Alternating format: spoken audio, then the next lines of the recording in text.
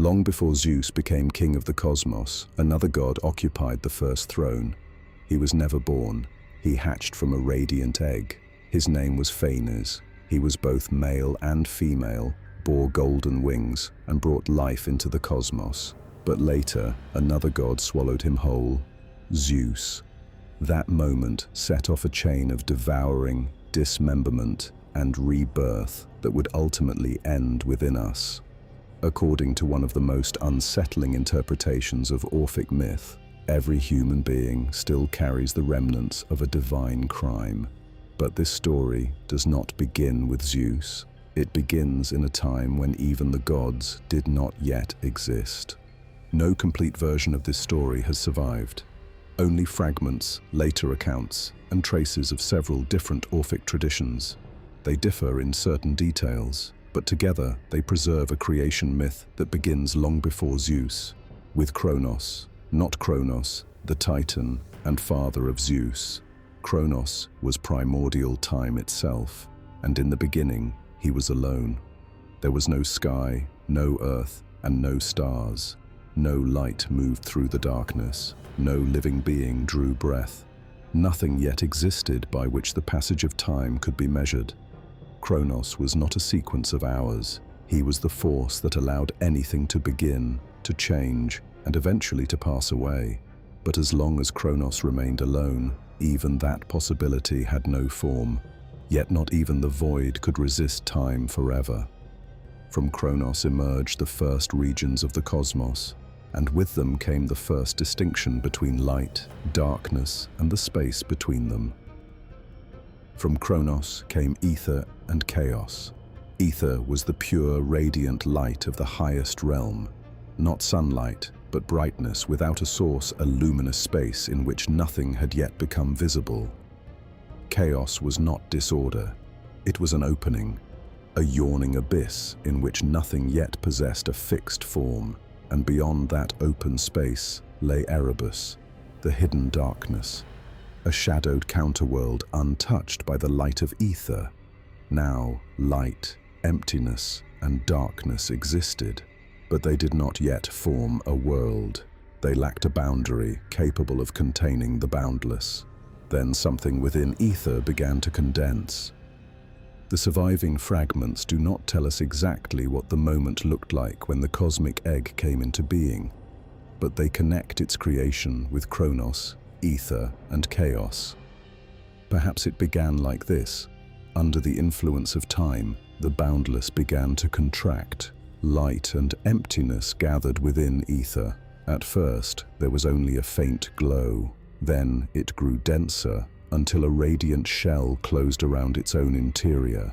Something now existed within ether that had never existed before. The first defined form in the cosmos. A vast egg shining with silver light. Outside it lay the limitless radiance, the formless opening, and the dark depths of Erebus. Inside it, the possibilities of creation still remained undivided. Male and female, motion and stillness, life and death. But nothing yet possessed a form of its own. Then something inside began to move. The shell trembled. A thin crack appeared, then another.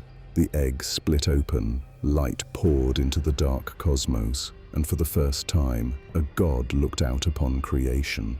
From the broken egg emerged Phanes. His name means the manifest one, the one who appears. He was also called Protogonos, the firstborn. Later descriptions portray him as a radiant being with golden wings, encircled by a serpent and surrounded by cosmic symbols. Phanes was neither exclusively male nor exclusively female. He contained both principles within himself, because before creation could divide, its source first had to be whole. Ether had already shone, but with Phanes, creation was given a face. Through him, the cosmos began to bring forth life. Everything that had remained enclosed and undivided within the egg could now join, separate, and take on new forms. Forces became beings. Opposites found harmony, and from a single creative power emerged the vast diversity of the cosmos. Phanes received the first scepter of cosmic rule. He was the first king of the cosmos, not Uranus, not Kronos, and not Zeus. But the first ruler did not keep his power. He passed the scepter to the one force that seemed to be his complete opposite, the night. Nyx became the next ruler of the cosmos. But Nyx was not merely darkness. She was regarded as the guardian of hidden knowledge. She guarded the knowledge of an order that even Zeus would later fail to fully understand. After her, the scepter passed to Uranus, the sky. Uranus was overthrown by his son Kronos, and Kronos, in turn, lost his rule to Zeus. That made Zeus only the fifth bearer of a power that had existed long before his birth. Zeus possessed the scepter, but he did not possess the source of the order he ruled. And perhaps that was the problem, because that source still existed within Phanes. In one of the major Orphic traditions, Zeus ultimately devoured Phanes, the firstborn, from whom creation had emerged. But Zeus did not merely swallow a god. He absorbed the first ruler, the original power of creation and the source of the ordered world. Everything that had emerged from Phanes now existed within Zeus: heaven and earth, sea and stars, gods and goddesses, past, present, and future. For a moment, creation returned to a state of unity. But this time, that unity no longer rested inside the cosmic egg. It rested inside Zeus. From within himself, Zeus brought the cosmos forth again in a new order. He was no longer merely the youngest king in a succession of older rulers. He had made the source of his world a part of himself. But Zeus, too, intended to pass on the scepter one day. The next ruler had already been chosen, and that was precisely why he became the target of murder. Zeus fathered a son with Persephone, Dionysus. In later traditions, this divine child is often called Zagreus. Zeus chose him to become the sixth bearer of the cosmic scepter. Not Ares, not Apollo, not Hermes. Dionysus was meant to inherit the rule of Zeus. According to one later tradition, Zeus even placed the child upon his throne. But before Dionysus could assume power, the Titans set their plan in motion. They lured Dionysus with toys. Among them was a mirror. The ancient sources do not explain what the mirror meant. Perhaps it was more than a distraction. As Dionysus gazed into the mirror, the world around him seemed to fall away. For a moment, the divine whole became a separate self. Then the Titans attacked. They tore his body apart. They boiled or roasted his limbs. And finally, they devoured him. The chosen successor to cosmic rule had disappeared inside them. But Zeus discovered the crime. His thunderbolt struck the Titans. Their bodies burned. Only ashes remained. And at this moment, the story stops being only a story about gods. Because according to a later interpretation, something emerged from the remains of that crime that had never existed in the cosmos before: humanity. And yet this part of the story is also its greatest historical mystery. The idea that human beings arose from the ashes of the Titans is late, disputed, and difficult to reconstruct. But as an interpretation of human nature, it is extraordinary.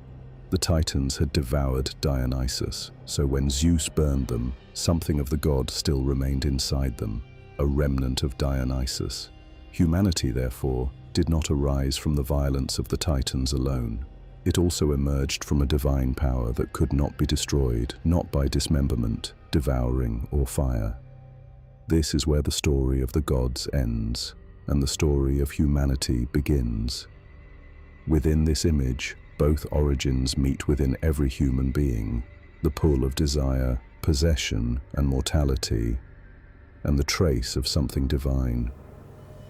Perhaps this myth explains why human beings can both destroy and create, why we can hate and love, why we reach for possessions and still search for something no material world can satisfy.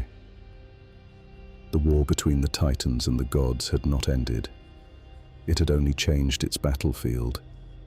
It now continued inside the human being.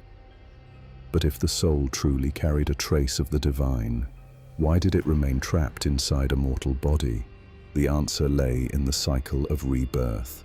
Death ended the life of the body, but it did not necessarily free the soul. As long as the soul remained bound to desire, guilt, and ignorance, it had to return. A new body, a new life, a new death, again and again. The goal was not merely to reach a better place after death. The goal was to escape the cycle entirely.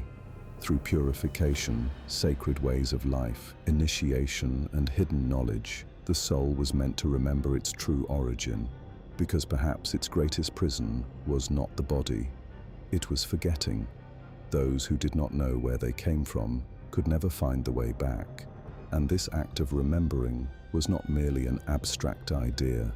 Small gold tablets were buried with some of the dead. Inscribed upon them were instructions for the most dangerous moment of the soul's journey, its entrance into the underworld. The soul was told to avoid the wrong path, to drink from the proper spring, and to tell the powers of death who it truly was, a child of earth and starry heaven, bound to the mortal world, yet born of the cosmos itself. In death, the soul did not need to discover what it was, it needed to remember. Perhaps the same cosmic pattern repeats throughout this story. The divine does not disappear when it is devoured, dismembered, or hidden within matter. It changes form. Phanes disappears into Zeus, Dionysus disappears into the Titans, and in the later interpretation, a remnant of that divine power ultimately enters humanity.